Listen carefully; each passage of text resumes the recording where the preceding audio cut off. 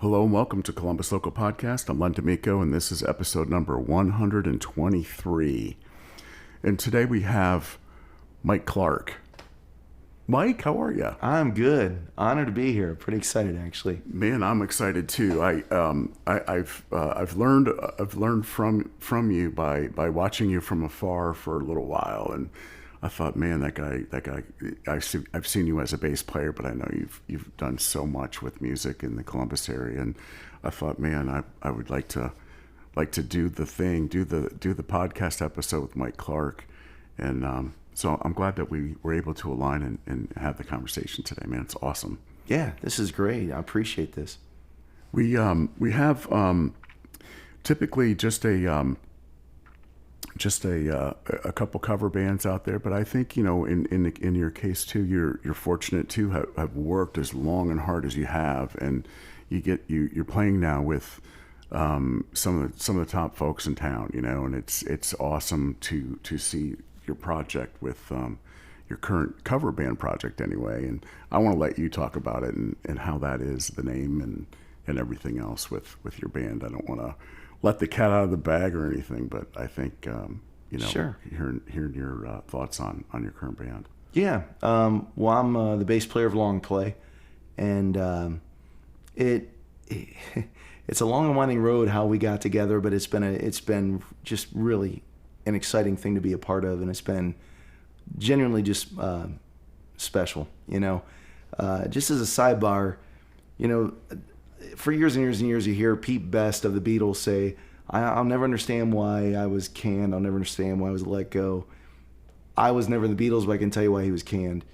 Because I've learned in Long Play, there's 6 of us total. I'm playing with 5, literally a brotherhood, a meaningful, deep, intense, beautiful friendship. So there's 6 of us total, and I'm the only common denominator, if you will. Now, I know like Steve worked with Devin before, and Pat and Pat Delamere, Matt Venus, myself, and Ben Neal, we were all in a group called the Hobgoblins. And so we have that. Steve and Pat and I and Ben, Steve Paxton, our keyboard player, we were in a country band. I was in there for a small genre and then got out. It wasn't necessarily my cup of tea, but so I knew those guys. And then Devin and I were in a group together called Stadium 11. And so literally when Devin left Stadium 11, because he was, I think, just soul searching, to be honest. So, it's like I'm going to find what I want to do next. But he and I had struck up such a unbelievable friendship from the minute he had already been in the band. I had auditioned and got in. I walk in and meet him, and it's just one of those things. There was a spark from the word go. Like this guy, he got me. I was kind of an idiot that night with him, and so it was funny that he just rolled with it. Yeah, he knew you weren't all serious, right? But you were a pretty serious guy. Yeah. So he just got it, and so when he left, he came out to hear the Hobgoblins play, and he came up and joined us for one song. We did Renegade from Styx, and there he is singing lead, and then there's Pat and I singing the harmonies to it. And it's literally in that moment that you're thinking, I think the Hobgoblins are close to being done at this point. I think we found something. Yeah, we're going to move into a whole new direction, Yeah. And so I mean, that was the origins of Long Play. It kind of was on the shadow of COVID anyways, 2021, we just met the 4-year anniversary of our very first show. 2 days ago, we played in Galena for their Summerfest. But Devin and I started talking about putting this band together, and I can't tell you how many hours of either phone calls or eating pizza and projecting what we wanted to do. And I've always been a diehard smitten fan of Paul McCartney and Wings, and he has that Venus and Mars record, and it starts with the song Rock Show. Well, goes Venus and Mars into Rock Show, and just the title Rock Show, I kept saying, I want whatever this is going to be a rock show. You've got bar bands, and I happen to play in some bar bands, and It's fun, and it's very improvisational in the moment, and that sort of thing. But a rock show is this really tight, concise, well orchestrated, thought out, beginning to end, And so I'm like, I really, really want that. And that's what Devin wanted too. And then we just started talking about soundtrack to basically our lives. Even though he's significantly younger than me, he grew up because his mom is close to my age. So he's heard all the same stuff that I grew up on, almost shadowing each other in that way. And he's like, well, LP, man, long play. It's LP records. It's, that's the backdrop to everything. And hence long play was created. So that's pretty much how we got to that point. That's so cool, man. Yeah. So, and you guys have been out for how many years? Like actively? This is year 4. year 4. Yeah. And so, you're hitting a good strong stride too. Yeah. And so 2025, we're halfway through. You guys, how many gigs you got? You're not doing like every weekend, or are you doing every weekend? Pretty much have been doing that since May. So we have close kind to of ramping up now, right? Yeah. Okay, more shows. We have like 40 shows for the whole year, and it's really from like May until October.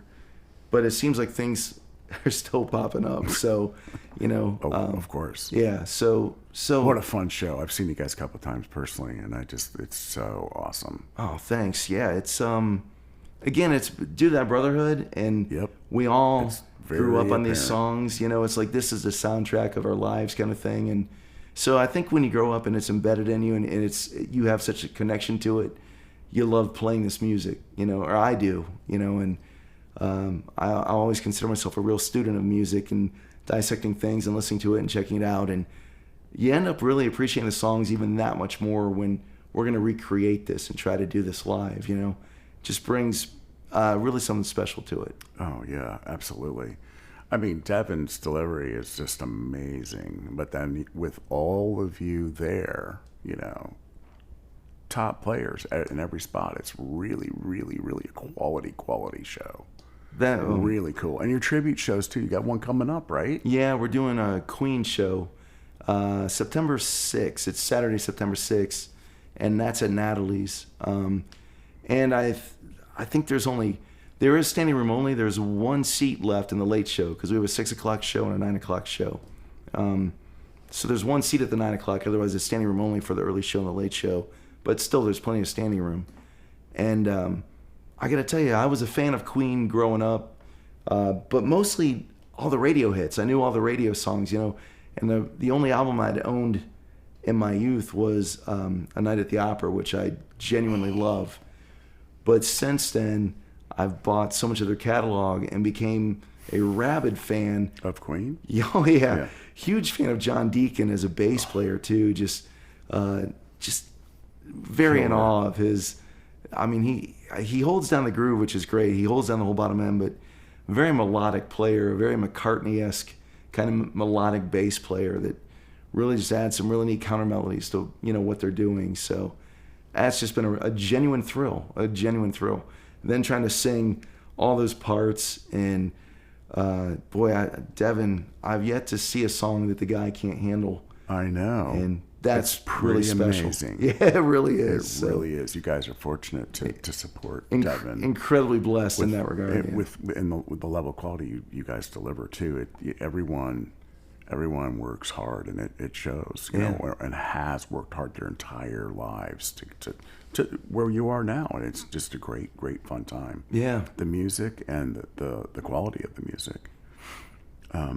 So if you haven't seen Long Play, I that's one of the bands I always recommend. People ask me all the time, what's I have a short list of a bunch of bands. There's a bunch, but it's always what I do. But I happen to be a fan of you guys. It's fun to see, fun to be a part of, an experience. Oh, that's all. I mean, that's how I feel too. It's fun to be a part of it, and it's a fun experience. And I'll tell you the thing I love. Go ahead. Yeah. Well, I meet a lot of people come up and they talk to you after the show, and I love meeting people, and they're telling you what songs they love, and it's like you develop this kindred friendship with people just by playing out. And I mean, I would encourage anybody, anytime you go see any band, and not even necessarily Long Play, but any band, if you love what you're hearing, man, you got to go up and say something, because I do that all the time myself. It's like, I'm so into what you're doing. This is such a cool thing, It's part of why I'm doing this with you, right? Right. It's just a thing, and this just kind of brings it more public, which is pretty fun for me, and I'm sure for those involved too. But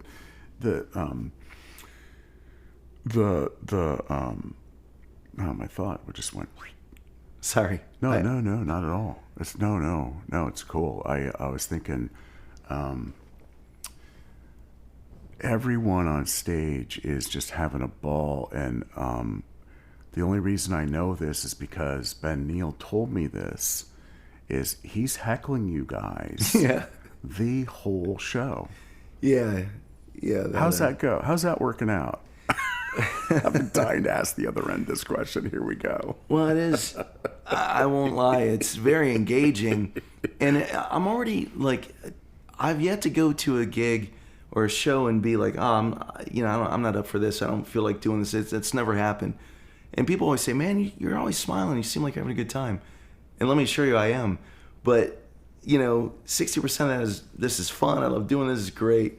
40% of it is some ridiculous statement that Ben has made in the microphone that only we hear, and you just can't help but chuckle. And it's usually towards one of us. It's not like he doesn't ever say anything about the crowd or the song selection or whatever. But if someone isn't particularly on their game, and they know it, if I were to completely butcher some bass line, you'd hear Ben come in and say, "You nailed it." It's like things like that. It's like keeping it real. Yeah, very much so. Keeping it very real. Yeah, but believe me, the comedic stylings of Ben Neal is well worth the price of admission. I'm sorry, not everyone can hear it, but some of them might not be appropriate for certain ages. So. Well, it's funny because Devin's stoic presence on stage, right? And every once in a while, you just see him crack up laughing, and I'm thinking, Ben had to have said something. And I look at everybody else, and they're all chuckling too. Right. Like, there must have been something said, because it was just like, Devin's real serious. Yeah. And then you see him, break up a little bit. It's keeping the mood right. Yeah. Oh, and believe me, so I'm trying to work on don't react. So everyone knows, That's funny. Yeah. That's a good part of the show, Yeah. I think. Yeah. So that's always entertaining. He never does the same thing twice, too. So that's why we all laugh, because you'll never hear the same pun or witty comment or anything ever again. It's a one and done thing. But yeah, he's highly entertaining. Start recording those and put those out there. Here's what happened. Wrap them up for a birthday present. Mike, 4 years on the doing the Columbus area tour with Long Play. Are you involved in anything else currently? Yes, but to a much smaller degree, which is fine. I mean, Long Play is very much keeping you busy. Yeah, it's my primary band. It's where my dare I say it, where my passion is, right? But I do play in a bar band called the Makeshifts. And that's two members from the band, the British Invasion.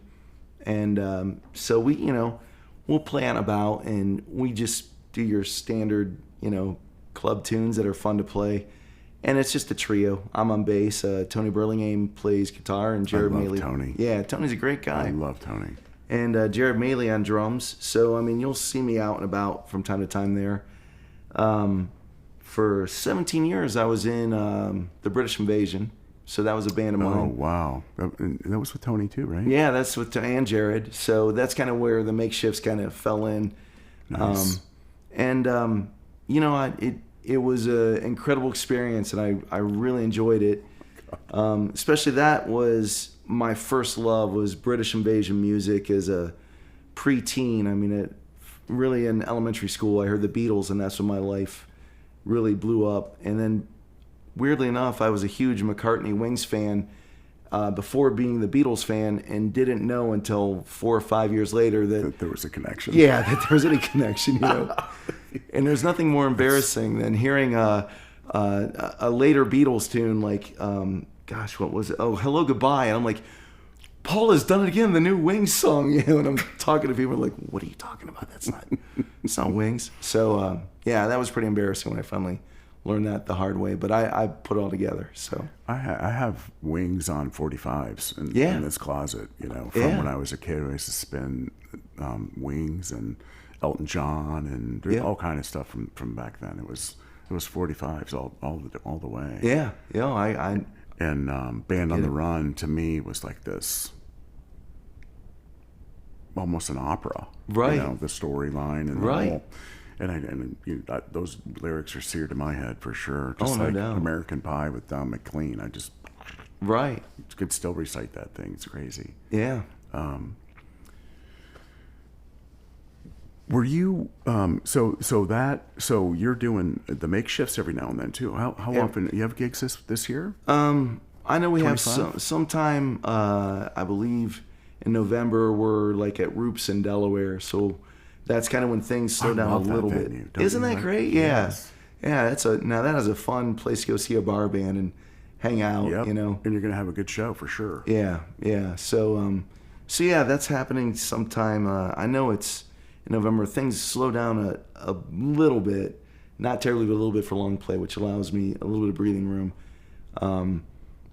Yeah, and we played like the Ohio State Fair earlier this year. We played the opening 3 days, Wednesday, Thursday, Friday. During the day, the makeshifts were there doing that. So we'll do things like that, you know. But like I said, I mean, long play is pretty much my big driving, you know, vehicle and I love it enough that it's like there isn't a lot of time to do really much of anything else. Although like last year I played with the I subbed. I mean, I'm not a member, but the Linda Ronstadt tribute that's out there with Chaz Meckenbeer and you know, Nikki, his partner that he does stuff with. Like they front I think it's called Heat Wave. So I played bass with them at Natalie's for a night, and that was all kinds of fun. So awesome. Yeah, and ages ago I did 2 different stints with the Rick Bonetto Big Band. So I played 17-piece big band on my upright bass and played that stuff. So it's that's the thing about music that I love is there's a million so styles and many there's options. there's things you can do, and I find them all rewarding. But and not to harp on this, but it's just that brotherhood that is like, well, this is I love playing with great musicians, but people always talk about, I don't understand why that team didn't win the Super Bowl. Look at all the players that they had. I'm like, yeah, they're all stars, but did they get along? Were they cohesive? Were they whatever, you know? And with me and long play, it's like that's the secret ingredient. You know, there's another way to say it. It's like you love being with these guys. It's the no die attitude. Yeah. No die. Yep. This thing is gonna run. It's gonna go Yeah. and do its thing. Yeah. And you're all putting it in, and it does show on stage. I mean, it's a professional band. Well, no, that's I mean I You feel guys it are is, all but you're all pro. You're yeah. all top of house players. All Yeah. of you, man. And It just spoke volumes to me. There was early in the season we did 3 shows in a row, and I remember thinking it's a long weekend. it is. It was a Friday, Saturday, Sunday, and we get to Sunday. We're out at Horvath out at Buckeye Lake. I was at that show. Oh, were you? Okay. And I'm like, well, first off, thank you. That's awesome. First of all, I was digging your outfit that day. Okay. Do you remember what you were wearing? No. It was No. like but you looked like you were coming off a 3-day bender for sure. That's Even though I know that you weren't, Yeah. but you were beat. I could tell you were tired. yeah. It was long and hot. It was the temperature. Yeah, that was when the humidity was, yeah. I remember thinking, I know Devin's got pipes, but we're going to learn today. And man, he just destroyed him. Like, He did. This guy could probably join Journey and play, you know, night after night after night and probably be fine. You know what I mean? So I don't want to say that too loud because I'm afraid Journey's probably listening going, well, we got our next guy. We know who to call, you know. Don't you think Devin's going to be one of those guys, though? I do. Absolutely, I do. And I'm just shocked that, and there's other people in town where I feel the same way. I feel, Yep. you know, I don't know how that happens. You know, I don't know I don't know how it works. There's just so much beautiful arrangements and voices and capabilities in just in our town in Columbus, Ohio. Think about the whole world, you Right. know, Yeah. and how that kind of stratifies with how it's an interesting study. Now they're throwing all this other digitized stuff, Yeah. and we'll just leave it at that. And I'm just like, man, I will always cherish live music. Yeah. I'll always cherish those experiences that you're describing, where you have the brotherhood, where you can feel that the subliminal connection. Yeah. You know, in a song, in a jam, in a performance. Yeah, absolutely. And it's scary because you're talking about AI. You know, we grew up seeing bands, and I got to tell you, some of the most powerful things I've ever seen is seeing a live band. Yes, It's just been me like, too, I man. can't believe this. Love it. And you go from that to then, well, what's the production going to be? So now we've got singer dancers, and that's, before you know it, people are lip syncing because they're dancing so much with their dancing entourage. And you know, there are people that sell out stadiums and arenas doing that. But before you know it, now we're going to get to AI, and you're going to go and you're going to see like some holographic image of a person that doesn't even exist performing a song that AI generated, and it's like, we're going to keep watering it down. Goes in awe. Yeah. Because of the memories that they had. With Right. That. Yeah, You know? I know. So, so again, we go back to the rock show. I want the rock show. I want that experience. And if we can create that just by feeding off each other like that, then I feel that's far more contagious than anything else, you know? It does permeate, you know, and it's when you know you're making that connection that's so special. It's awesome. Yeah. And you know what's great is, conversely, just being a diehard fan of music, I love being in that crowd. And you know, when you're like, oh man, this band has us right in the palm of their hand, and I'm hanging on every note, and I've seen more shows, and I mean, the afterglow is like forever. It just is, you know. I saw Electric Light Orchestra 6 or 7 years ago, and that was bucket list, because I grew up a big ELO fan as a kid, and to go and see it and just take that in, I'm still in awe of it. You know, it was like one of the best nights of my life, you know. So I can only imagine. Yeah, and it's still with you today. Yeah, You're still talking about that's it, right? You know, so yeah, conversely, if an artist that you absolutely love and they go out and it's like, man, I don't know what's going on here, but that wasn't good. I hate those nights, you know, and fortunately they're few and far in between, but those last two, like, man, I waited forever to hear that group, and that was that. So, yeah. You know, it is what it is. So.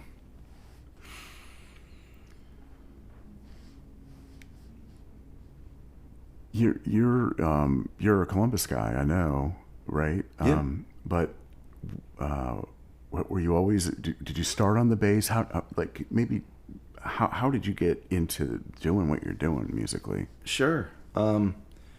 No, originally, I took piano for a short spell, and the problem was that at that point of time, and you couldn't tell someone, I want to learn how to play pop tunes and do this stuff. It was just, we're going to start in the classical world, and it lost me very quickly, because you weren't interested in that. It just didn't intrigue me at that point in time, you know. Yeah. And so in the 5th grade, I moved to the saxophone. So I was on the alto sax, and I played that in the 5th grade. And in 6th grade, keep in mind, at this point, I'm a diehard Wings fan anyways, okay? But I go to 6th grade, and I'm going to play in the jazz band, and they're like, well, we already have enough alto saxes, but we need someone on the baritone sax. And at that point, I was tall enough that the baritone sax and I were the same height, you know, but I'm going to have to hold this instrument and play it. And they sit me right next to a bass player, and we're playing a lot of the same things. On the bari sax, I'm playing a lot of just bass lines, you know. And I'm talking to this, he ends up being a teacher. He's an orchestra teacher at the high school. And we're talking, and he says, well, this is a bass. I'm like, oh, that's great. I'm a big Paul McCartney Wings fan. He goes, he's a bass player. I'm like, well, then I must play the bass. That's it. So And that was it. I'm not joking. For all of 6th grade and most of 7th grade year, my parents every day is, hey, what do you want for dinner? I don't want anything. I just want a bass guitar. Where would you guys like to go on vacation? Let's not spend that money. Let's buy me a bass guitar. They heard that for so long. They're like, if we do this, this is it. No more instruments, no more anything. We're done. I'm like, deal, I'll do it, you know. And my soul. Yeah, exactly right. I just want a bass. And to this day, I tell my mom, I think it was a good deal. It Good for you, man. Kind of worked out, right? Oh my gosh. So I love that. So yeah, so from 7th grade on, I did that. I picked up the string bass later on, and ended up really, really enjoying playing that. It's a completely different instrument, but the same but very different all at the same time, right? And so ultimately decided I think I love music so much I want to study this. So I went to Ohio State and studied music. And while I was there was a traveling show choir called the Scarlet and Gray Show Choir. And I had some friends that were in it, and they're like, hey, we need a bass player. Will you come and play? And I'm like, sure. Well, man, Ohio State, they put you in these huge tour buses, and you're traveling with 11 girls, 11 guys, and one of my closest friends was on drums. I'm on bass. We had a piano player and a synth player. Every So weekend, cool, we're traveling somewhere, staying in very nice hotels on this tour bus, and there's nothing worse to whet the appetite of a 19-year-old guy than, hey, we're going to travel every weekend. Scenario? Now, Kidding me, you're dude. staying in these hotels, and you're Oh with my God. same age people. Everyone's having the time of their lives. I'm like, God. yeah, I could see this as a career somehow. You know what I mean?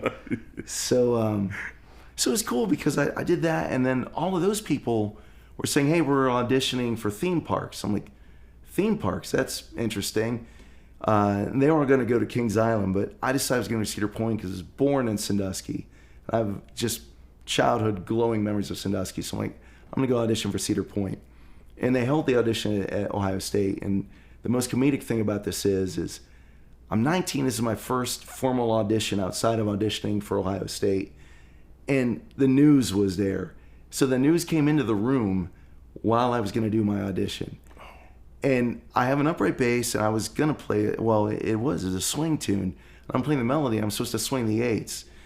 And the news was like, we're here live, and we're going to film this. What's your name? I'm like, Mike Clark. We're going to film Mike Clark audition. Oh my gosh. And it's like, it's hard enough to audition. You but got now, the pressure of the press. I wish I could find that film clip because I'm pale as a ghost. And you can see I'm sweating bullets. And instead of swinging the eights, it's supposed to be like, I'm like, bum, bum, bum, bum, bum, bum, bum, bum, bum. Just so square, so horrible, And midway through, I'm realizing I'm doing this. I'm like, I can't change it now. That would be ridiculous, Well, luckily enough, the guy that tried me out from Cedar Point, he thanked the news team. He goes, we appreciate you guys doing this. It gives us great publicity. And he sees him out the door, and he shuts the door, and he's like, okay, so what I like to do, especially in your situation, is give basically a do-over, a mulligan. So feel free to play this for me again. And just as a suggestion, you might want to swing the eights. So I swung the eights that time. Luckily, he gave me the sight reading piece, and I nailed that. And he goes, that's when I knew you could actually do it. So Cool. So it was cool. I mean, that paid for college primarily, working at Cedar Point. And you show up, and you sit in a room, and it's like you're sitting in a room, and they're like, you guys, in 5 days, you're going to be a band performing live. So here's the music. Learn it, live it, memorize it. You get a week to put it together, and then bam, lights go on, and you're doing the show. So you did that. Yeah. Wow. Yeah.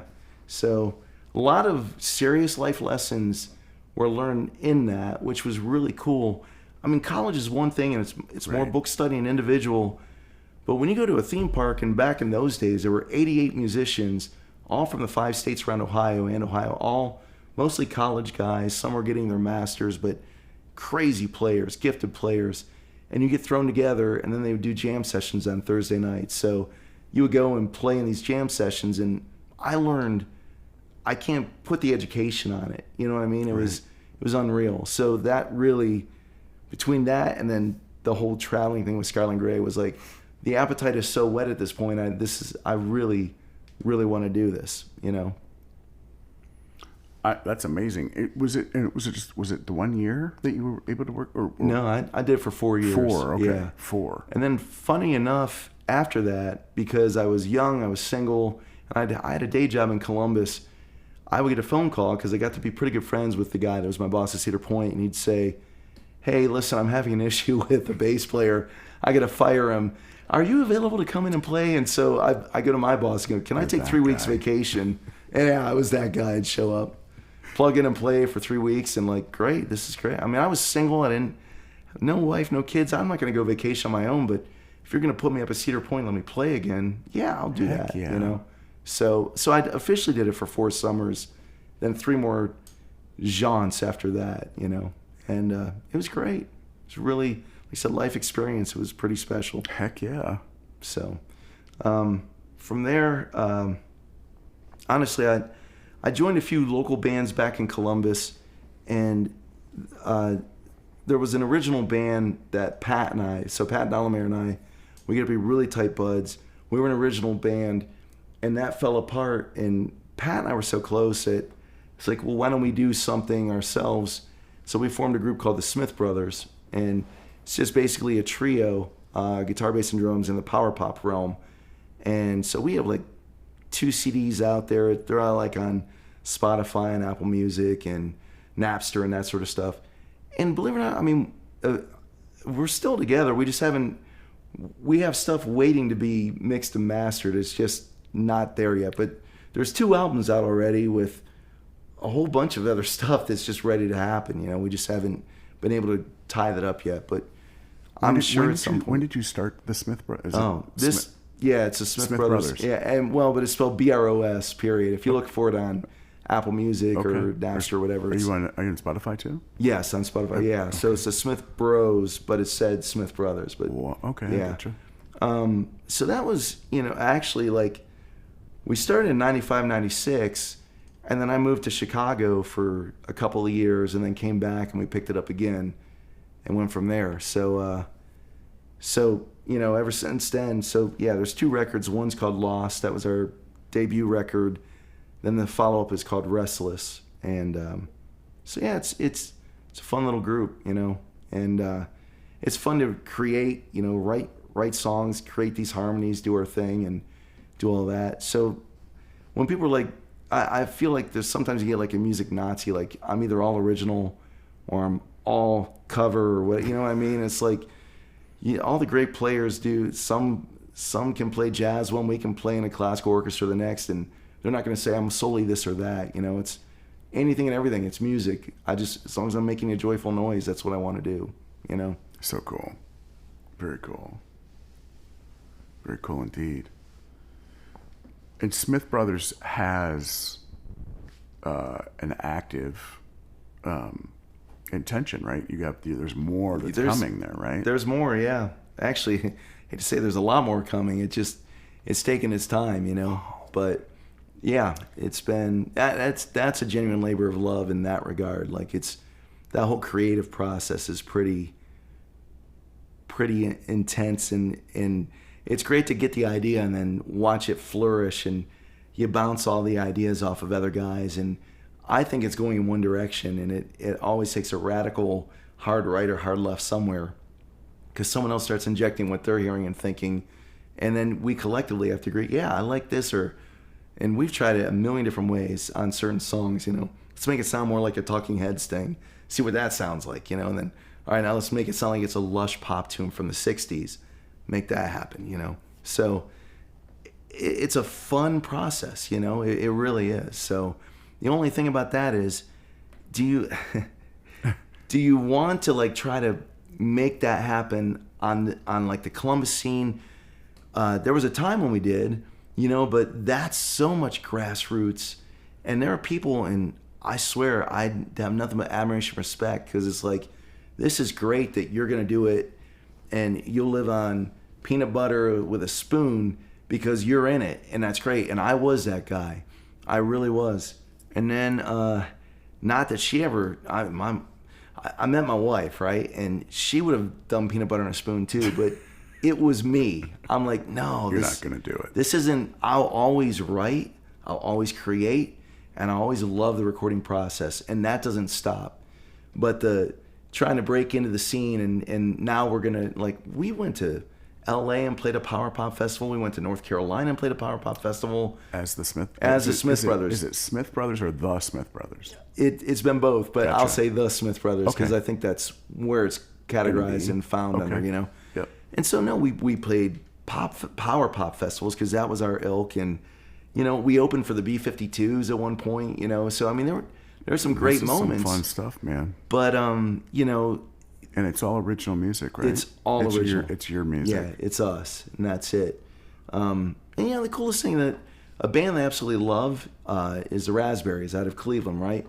And I met their manager, and he came down to Columbus to hear us, and he and I became really good friends. And he had a lot of insightful things to say, and I really appreciated it. But again, it's this thing where you're like, I know I want to have kids. I know I want to have some kind of stability. And the more mouths that are involved with this, the more I'm realizing that I need something that's, you know, that I can provide. That you're comfortable enough to take care of the things that you hold dear. Yeah. Your family. You're a responsible person. Right. Yeah. And they mattered more. I get that. I understand that. Yeah.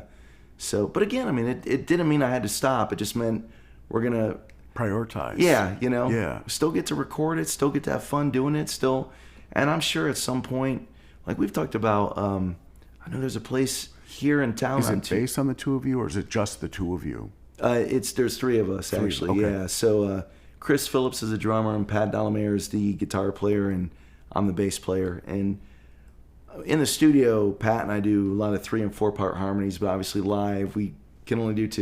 You know, Chris doesn't sing. I can't remember the name of the place, but there's a place here in Columbus that has like original bands on Tuesday nights, and I'm like, we should go do that for, 45 Yeah, there's a couple. Yeah. Yeah, you should do Yeah, that, man. just because it would be fun, but it isn't like this is a high priority or we need a base pay of X amount. It's like, let's just go do a set and have fun doing it. That'll be that, So we'll see. I mean, that's an idea that's been kicked around. It's a matter of time. It's a matter of prioritizing the week, and then you look at the week, and then you're like, oh man, I only have 2 hours, and it's just like, and I get that, you know, and you have this product, and it's awesome, and at the right time, right? Yeah. And you're also considering the right place too, which I think that makes a lot of sense. Yeah. Yeah. So, but I mean, other guys that I really love and respect kind of do the same thing. Like Jeff Kayempa is a bass player I love here in Columbus. Oh my God. Yeah, He's right. like, I can spend the rest of the podcast talking about him, right? But well, I have talked to him about doing one, and I can't. He's he's interested to do it. But cool. he's like in a like sense of yourself, right? Like just this monster player walking around. Yeah. You'd never know. He's a brilliant, beautiful player, man. I can't say enough about him. Do you see that Hoodoo Soul on Sunday nights? Yeah, I've gone and caught Hoodoo a good amount of times and Pop Gun a good amount of times. That so, too, yeah. But Jeff does his whole Omni Pop, and I was a big fan of his first band 01, and when he did vinyl. I mean, but so again, he's doing his original stuff, and he's getting it out there, and people can listen to it, and he's kind of like an inspiration for that. It's like he didn't try to. I mean, 01. I know they had a record deal, and it was Sisapa Records, and fell apart, and he's still playing, he's still doing his thing, he's still doing great, and he's still releasing original stuff. That's kind of like the blueprint of what I see this as too. Oh yes, oh yes, yeah. A little machine that you feed your iMac or whatever. Yeah. Do you where are you guys producing? Is it homegrown, or you get studio time somewhere? I'm just curious. So the first record was done in the studio. The second one was homegrown, but the third one, we went back. It was Sonic Lounge with Joe Veers. Right on. So, and that's when there's just some fine tuning we got to do. And it will happen. It will. So I can't give you a deadline yet, but we're getting there. You'll know when you're able and you do it. Absolutely. Yeah. That'll be exciting, man. Yeah. So that's been really cool. So it's great to be fed on both sides, but as an aside, just to share, I had the opportunity to open for the Beach Boys a couple years ago, and for me that was they were my second favorite band as a kid. It was the Beatles. It was a tie, Wings and Beatles. Once I found out that Paul was in both, it's like, okay, so this is a tie. Beach Boys were number 2, so we get to open for these guys, and I was in British Invasion for that. It wasn't long play, and I hung out backstage and met, all the Beach Boys that were the touring guys were Beach Boys, but also Mike Love and Bruce Johnson, and I'm talking to one of the traveling guys, and I'm like, man, this is great. You're playing the soundtrack of my life. And it was, again, it's one of those concerts where it's like the afterglow is still with me. It was such an unbelievable night. It really was something special for me personally. And I really appreciate that this traveling member really grounded me, because he's like, I mean, first off, we played for several thousand people opening for the Beach Boys, and the crowd it's an instant party. It's like we could have probably played Chopsticks and they're screaming, you know what I mean? But, you know, the band sounded good, and then the Beach Boys came out and just played amazing. And he's like, listen, this is the best part of the night. The 3 hours that you're on the stage and the fans, they know the songs inside and out, and you have them from the minute you start tuning your guitar. They're hanging on every note you're doing. It's beautiful, you know? It's like, but then you got the tear down, and you're going to meet people and greet and all that, and that's really nice. You're going to get on a bus. You're going to sleep for 3 hours till you wake up the next morning. You're going to unload the bus, go into a hotel room, sleep for maybe 2 hours, eat something, meet with the road manager, and they're going to lay out what the day is going to be like, when the sound check is, what's going to happen. He's like, and do that grind about 230 shows in a year. And that's when it hit me. I'm like, this is the moment where you realize I love what I do. Yes. And I get to sleep in my own bed and see my family the next morning as well. And so I will never regret anything. No one ever said you're going to stop playing music. That was never the deal. But this is the best thing. You're able to prioritize it with things that are truly all fully fulfilling you. Absolutely, you know. And so you get to have that magic night where you're playing and people are loving what you're doing, and they hang out and they talk to you and it's great, and you tear down and you go home. And, you know, if you're lucky, and so far things have been really good with us, we develop people that come to multiple shows, and it's like, this is great. We recognize them, we talk to them, and you've developed kindred friendships that way. So believe me, I think this is truly the reward for me anyways, you know. It is, but it's also, I think, the repeat rewards of the brotherhood on stage, yep. grooving, and feeling that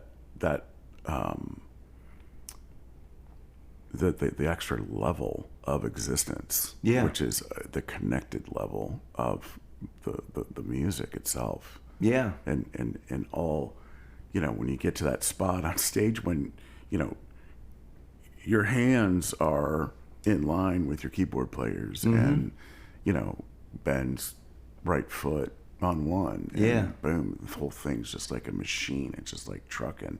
And that's the gift that keeps on giving. You know, that's the reward too. Absolutely. And the repeat is just like adrenaline rushes every time, you know. Yeah. And for you guys and for yourself, you know, that's just freaking awesome. It really is. And it's awesome that it even exists here in this town. Well, and what's really cool is that there are so many great bands that, again, when they find the right chemistry and they're doing the right thing, you know, I mean, that's where it's at. Yeah, right. And that's why, again, I love being there, seeing it as much as I love being on a stage playing. You know, you feed off of that. You know, Columbus is really a blessed town when it comes to so many different bands. I mean, anything you like, it's out there. I promise. If you like ska or reggae or punk or, you know, swing or hard bop, it's all out there, and you can find it, and you're not even looking very hard. It's out there, you know. So I love that. I genuinely love that.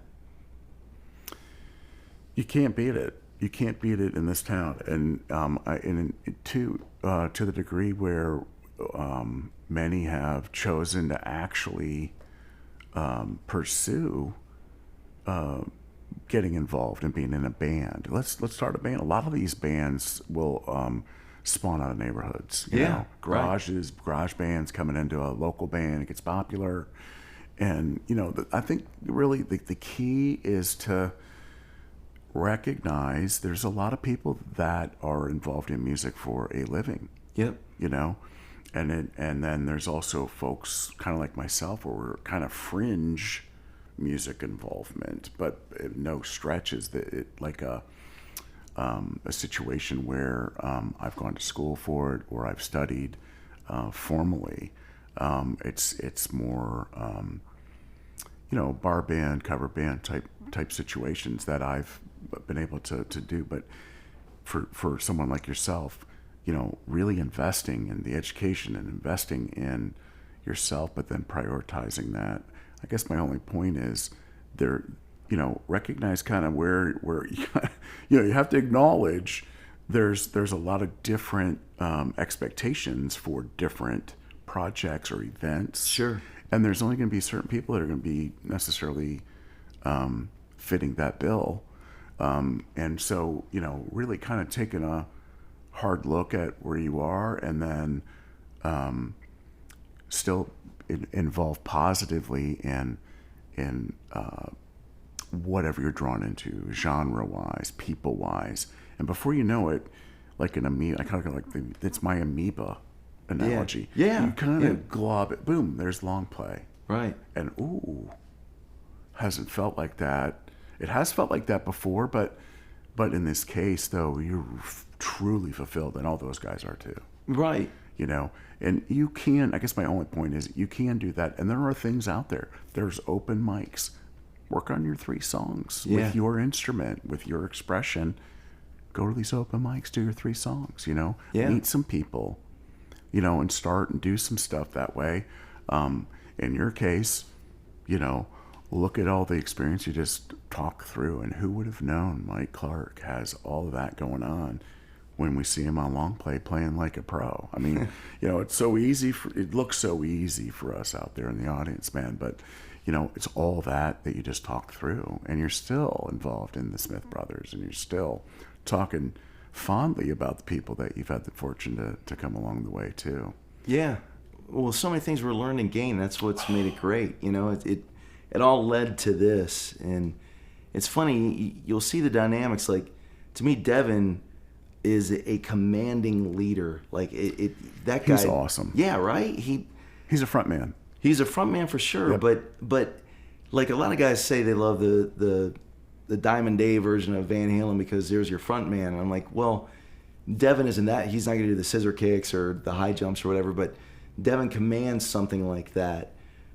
But the vocals, Diamond Dave's, some people love that, some people don't. I'm not going to say he's the most gifted singer in the world, but Devin is, right? So yes, you kind of get all of that. You get the commanding leader, the presence of this great singer, and you get to see what he can do. You get unbelievable high energy from Pat, and then Pat's vocals over top of Devin is great because he's usually taking the harmonies right above him. And Steve Paxton he'll tell you he's an introvert, and he is, but he's one of the funniest and warmest guys I know, and there's a lot of interaction with him. But he likes kind of being back in the back, like the command center, like he's just back there doing his thing, Matt Venus is he's a freak, monster, dude. Right? He's a monster. He performs with Beth sometimes. In the Liquor Talking. And, but he's done so much too. Right? Yeah, right. His pedigree is unbelievable. He's such a monster player. Yeah. So, you're blessed to see this unbelievable technician doing his thing. And, I mean, Ben Neal is a phenomenal drummer, and I've worked with him for close to 30 years. So, we anticipate each other really well, which is a beautiful thing to have. And when you're playing with a drummer, it's like you really anticipate each other really well. But the comedy between him and me too is we have our own thing as well.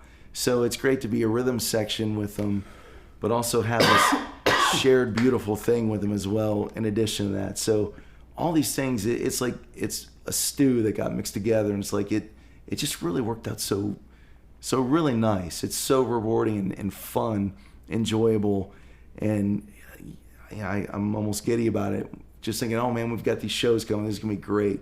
Queen show, can't wait for it to happen. It's just all you see the work and you see what you're doing, and it's just gonna be one big night of serious fun. So, yeah. I saw one of them last year, and it was so impressive. It was just like it was, and that's when Ben he was out. He had because of he broke his wrist. Yeah.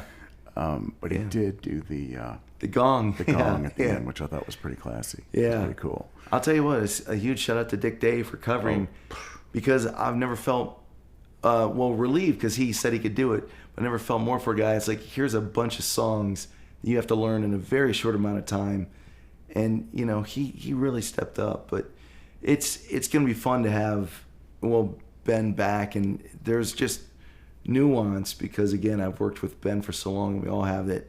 I just it's very, very cohesive. It's gonna be a really good show. It'll be a good night of music. Oh, there's no question. Yeah, it's something to look forward to, and coming up really soon. Yeah. for sure. Yeah. Yep. So, We kind of on your story, we left off at the Smith brothers. That's going to be cool, man. I'm going to keep an eye out personally, but I think it's really cool to see that you're doing that still. yeah.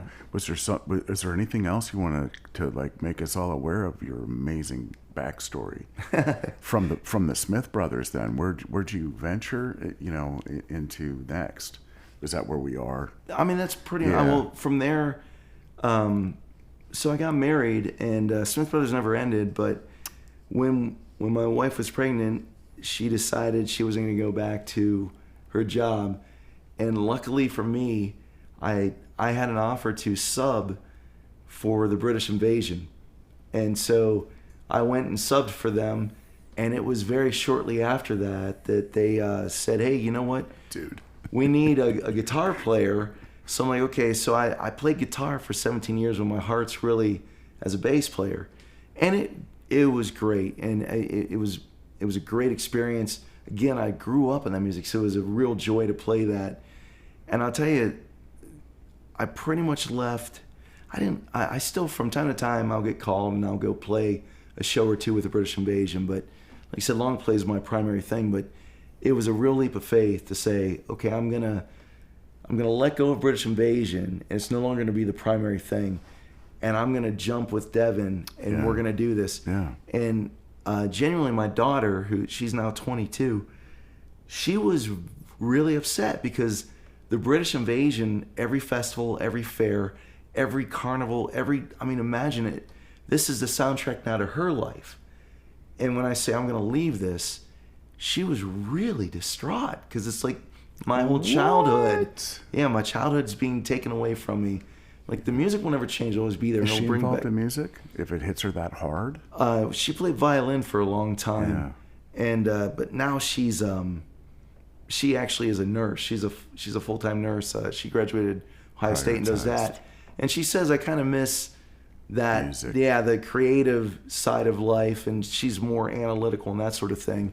But the one thing I'm really happy about is I also did play at like the Palace Theater doing musicals, and I would take my kids when they were young, anywhere from 6 and 8 to when they were teenagers. I'd play musical, and they saw Shrek the musical, and they saw Mary Poppins and all this.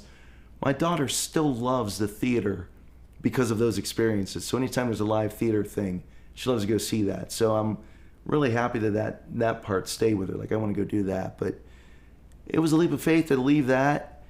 And I again, because of that brotherhood, because we're playing, and I'm on bass, which is the instrument I love, and just the whole experience, it's been, I left something really good, and this has like just a meaning because of this brotherhood and the soundtrack to my whole youth, all of it. So that's what happened with Smith Brothers. Was I needed a gig. I got one while working a job so that my wife could stay home and be with kids. Yeah.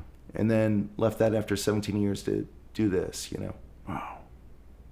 So it's such a cool story, though, man. And it's the story of prioritizing your passions. Yeah.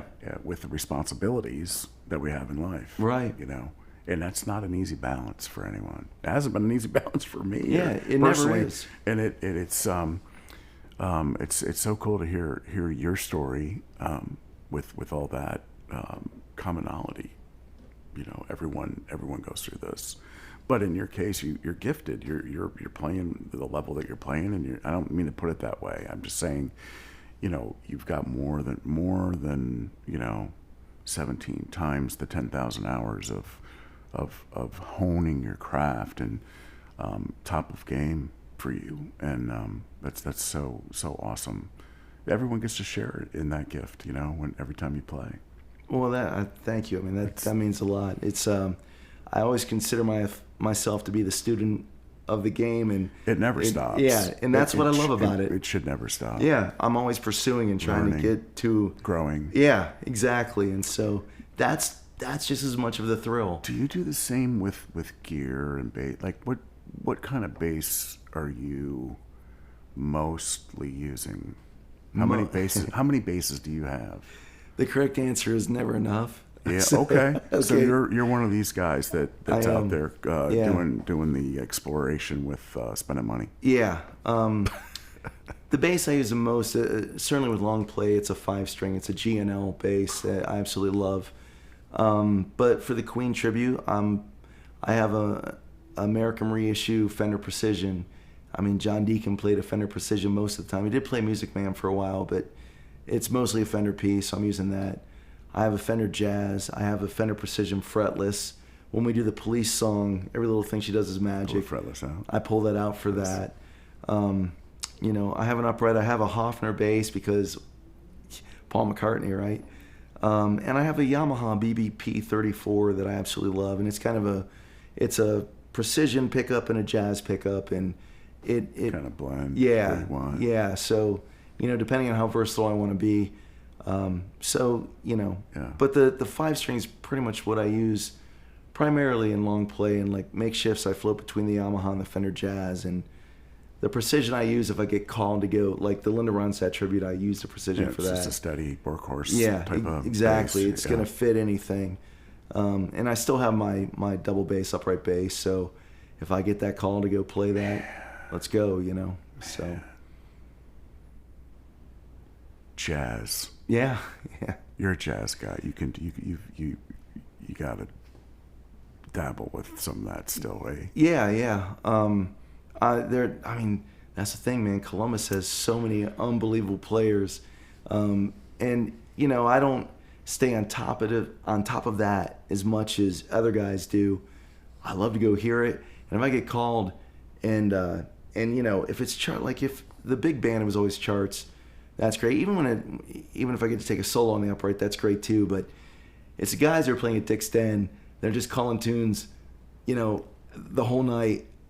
There was a time I was really chasing that, but it's been a long time, so I don't retain all the changes to all the songs. Like, and there's like I said, there's so many great players. It's like, and there's only so many hours in the day, so I'll play if I feel comfortable doing it in a jazz setting, but I'd rather catch, you know, someone else, you know, Andy Woodson or Steve Parakis or someone like that to hear them play in that element, because they're such beautiful players, you know. They are. Yeah. They are. Steve's coming too. Oh, well, that's I can't awesome. wait. He and I've known him since He's I've been another name too, like yourself. Like this name, just and then finally, boom, you know, and to be able to do it and be able to share it too with so Right. many is a treat for me for Yeah. sure. But Steve's another one of those. Just a phenomenal player. He went to Westboro South. I went to Westboro North. He's a year older than me, and we met when I was 15. And he's always been a really cool, supportive Player. Yeah, yeah. You know. So you guys are friends. Yeah, yeah. Oh, sweet. And he's always been very encouraging about keep going after, keep chasing it. So yeah, he's a great guy, and again, a great player. So Yes, indeed. I mean, it sounds like your bass collection is pretty sweet. it is. There's still a few more I want to have, but yeah. So what are the ones that you want to have? Well, there's one that it's called the Fender Precision Elite. Fender made this from 1981 to 85, and it was kind of their hybrid active, and it has two of their split coils. So it isn't single coil like a Jazz. It's literally two Fender Precision pickups in it, designed kind of like a Jazz with a high mass bridge, and it's just got its own sound, its own feel, its own tone. They're just hard to find. They're out there in Reverb, but it's like, man, that's a lot. What of do money. they go for? Are they 20K? Not that bad, 15? no. But they're 12, 10-ish? They're more like the cheapest I found is 2,400. The highest I've seen is 8,000. So That's not too they're bad. in that. That's a lot of money for a guitar. Yeah, it is for. Am I going to use it for everything? I No. know. The G&L was an easy sell for me because it was like I'm going to use it. 5. It's a 5, and I'm going to use it in long play, which again, my primary focus. And the bass paid for itself within the first. Just utilizing the sub system that you have for that venue with that low string. Yeah, yeah. Are you guys standard tuned? Yeah. We're blessed. Devin hits everything, so we just stay Oh my gosh. A440, you know? Yep. Rig wise though, are you guys use in-ears, but do you what's your preference with a rig? Are you acclimating well, or were you old school, feeling it, behind you? I mean, when I play bass, I love in my singer. It's because of my singer's requirement that I'm Yeah. working with right now. Yeah. Tim Farrell, it's a simple bass line, Right. Just using a DI, but with the cover band with Soul Revival and Gabrielle, she's got to feel the bass line. Sure. So I've got a bigger cabinet scenario that's analogish. Yeah. Or an analog thing. But for yourself, what do you prefer, and what's the gear that you use to accommodate those type of situations? So with long play, since it is all in ear, I do have an Aguilar tone hammer, and so that's just doesn't have the speaker, but it's all the guts of the Aguilar. I love that. So I you're love able it. to do your preamping there. Exactly.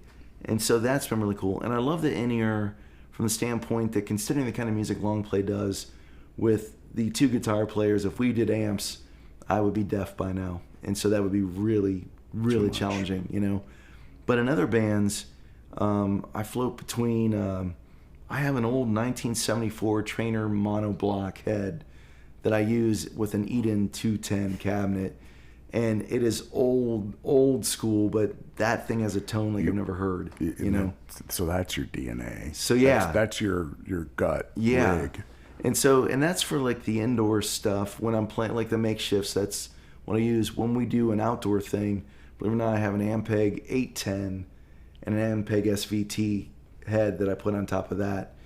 And again, it could be stupidly loud, but I don't let that happen. But it's enough that you hear it and you feel the air moving a little bit. It's the feel. Yeah. You have to feel. It's what moves the crowd. Yeah. Is the sub. Yeah. But I've never had a sound man say, you're going to have to, those 810s, you got to turn that down. It's too loud. I don't want to put them in that position. So it's loud enough. You can hear it on the stage, but it isn't killing people, Right. So I like both. On the upright, it's got to be, either through an amp or if it's like a piano player, I'll just go without an amp and just play. Or someone's playing acoustic guitar, I'll just do that. But if there's a drummer, I'll use an amp. But I've never done like the in-ear thing on that. I don't think I could. I don't know if you get a good enough mix in your ears to really, with the intonation on the upright, to make it sound as good as it needs to. Yeah, I think it's a good time to be doing a lot of music things in regard to options. Yeah. Yeah. Do you run like a flat EQ and just, or are you a tweaker in your tone?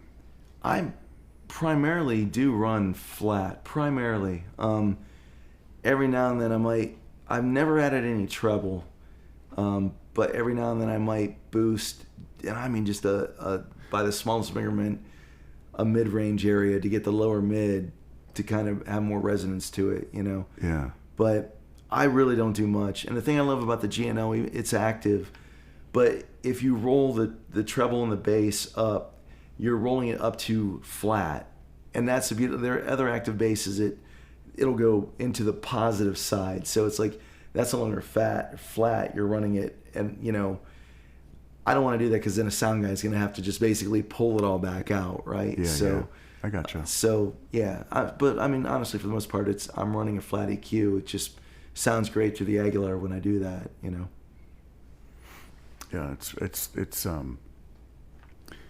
it's a tone chase for guitar players, but I'm kind of shocked actually at how much it really does matter on bass. Yeah. Oh, yeah.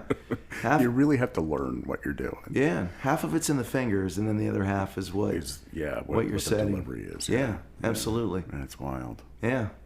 So, and I enjoy that chase, man. I enjoy chasing tone. I really do. That's a fun thrill right there.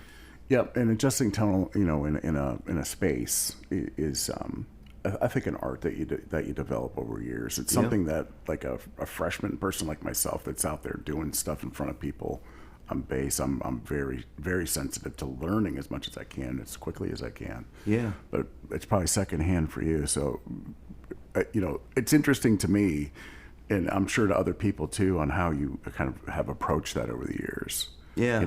The tone management and learning that. And then the other area for bass too, I think, is the dance with the drummer. Oh, right. Yeah. Yeah. Yeah. How do you, is that a real thing for you? Oh, absolutely. Yeah. You and Ben. Yeah. What's that like with Ben Neal? Ben is his nickname is Little Cup of Groove. But he is a very adventurous drummer in all the right ways. You know what I mean? He can lock it down. He can be literally that human metronome, which I love, but he can take some really, really incredible fills or do some incredible things. And there are times when you realize I should match him on this and do some things to help enhance what he's doing. Then there are other times where it's like what he's doing is so beautiful that I don't want to muddy that up. So there's that dance right there. It's like when's the right time to join and when's the right time to say I'm going to lay back, and basically I'll be the foundation and the concrete on this, and you do your thing. Yeah, you know what I mean? Tat. Yeah. Yeah. That I think is another key aspect of trying to be the best bass player that you can be is learning that lesson you just shared, Yeah. right? Is the give and take with the drummer, because bass is all percussion for the most part. You know, it's all rhythm. It's a link with the percussion, and so when you do that and you have that shared give and take musically, that's when it really gets really sweet. Yeah.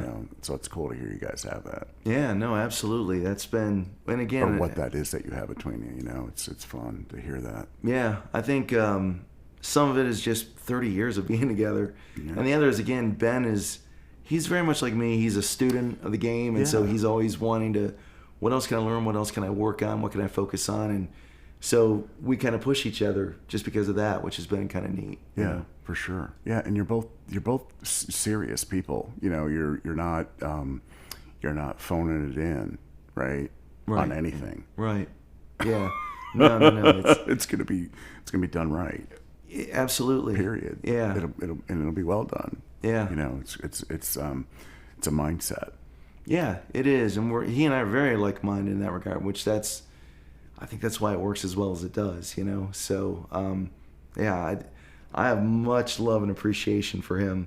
But then again, it goes with everybody in the band, but in particular him, because we are really the foundation, If we fall apart, then nothing's going to stand, And we do take that part very seriously, For sure. I don't want anything to fall apart because of my negligence or something. It's like, where's your head right now, Mike, So... Yeah, but when you have that as well, that dynamic, there's that joy as well. It's a beautiful thing to be able to lock in with someone and go, man, tonight is going to be a really good night. I'm totally feeling what that kick's doing. I'm feeling what you're doing, and this is great. Let's rock this place, Yeah, for sure.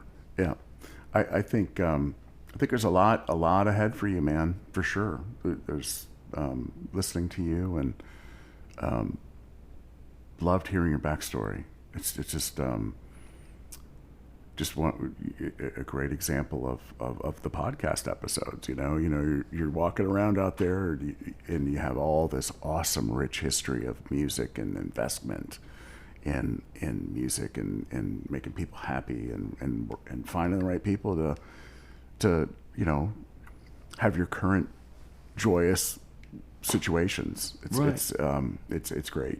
Yeah, and then conversely, man, listening to the podcast, I love it. I'm hearing all the guys that I know indirectly, or I know who they are, or I know them personally, but you just get something out of that too. Again, it's on the other side of the stage. It's like, man, I love hearing this about, so many guys you've had on here already. Shoot, even listening to Ben and Julie. I mean, Ben's in my band, but cute. It was a really, really awesome episode. Yeah, just getting to listen to that, I was like, man, this is great. I feel like I even know yet another side of them. Yeah, right, exactly. So yeah, I'll tell you in closing, we had talked about a song. It's so hard to whittle it down to one tune, but my love for power pop literally is the definition of the core of. That's why the Smith Brothers exist, right? And I will tell you that the foundation of the Smith Brothers was built around, ironically, the Raspberries. Really? Before we ever knew Al Caston, the manager of the Raspberries or anything, Pat and I, we were talking about what our sound is and what it's going to be. There's a lot of the Who influence. There's Beach Boy harmony influence, but it was like, if you could put it in one song, and it isn't the obvious one. A lot of people think, oh, go all the way from the Raspberries. No, the song Tonight by the Raspberries. If I could have that be my song, that's the one, you know? Interesting. Yeah, now there's a gazillion that fall right just underneath it, but that's the one. What would be another one, that maybe comes to mind, seeing a picture of you live playing the bass?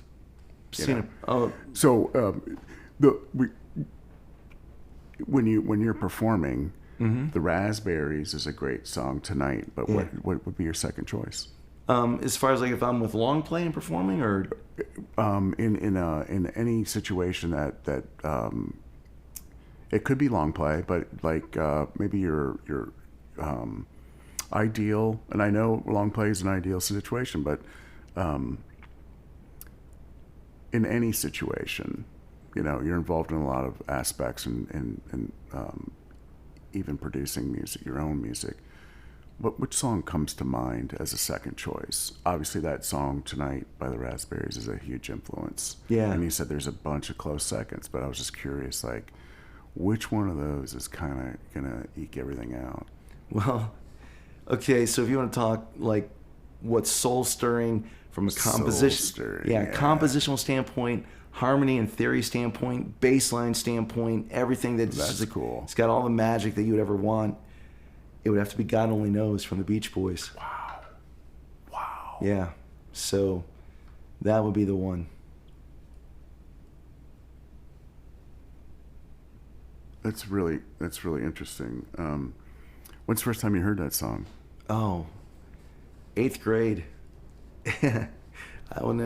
There's certain songs that you just know right where you were when it happened, She Loves You happened to me in the 3rd grade when I was in elementary school in the gym, and someone brought in the 45, and that's the first I ever heard it, and I literally stopped in my tracks. I couldn't believe how great that thing sounded, But God Only Knows, I was actually really deep diving into The Who. I was really into The Who. I loved that, what they were doing with harmonies and stuff, and I'm talking 65 to 69 Who. So, I Can See for Miles and that sort of stuff, At any rate, they were like, if you really like the harmonies, you should check this stuff out. And I heard God Only Knows. And just from hearing the Carol K bass line and just how resonant that was and how it's very bouncy. It wasn't just whole notes. It has its own theme, right? Yeah. And then to hear all those you hear the round at the end, you hear the key change that goes back into the original key. And it was like, this is covering everything literally in 3 minutes. It's as Brian Wilson said, it's a teenage symphony to God. I mean, it literally is its own little beautiful symphonic piece. And it hit you just like that, didn't it? It literally, it's like the world went into, from black and white to color in that moment. Like, I can't believe that this really is out there in the universe. And it was just mesmerizing. It's just so beautiful, so lush, so glorious. It's a melody you could sing every day and never tire of it. Well, I think we can't beat any more conversation after that, Mike. I won't argue against it. I agree, but man, that's beautiful, man. I think it's awesome. Well, thank you, and this is a real thrill, genuine pleasure. For can't me, say thank you enough. Yeah, it's totally reciprocated. No question about it. I really appreciate you making the time and prioritizing this. We got it scheduled. Sure. And I really do thank you. Yeah, and thanks for all your support. Not just long play, but I mean I'm the just community. Another guy out there. Yeah. I'm sure a lot of folks would do podcasts with all the folks that they admire and they love, genuinely love, and help get them through the tough times. Tough times. I go out in the weekends and I love seeing my friends and seeing bands and getting involved. I mean, it's great. Well, not only that, but also playing, and so you're on both sides of it too. So it means a lot that you're that committed. I'm going to be in a couple bands and go see bands and do the podcast.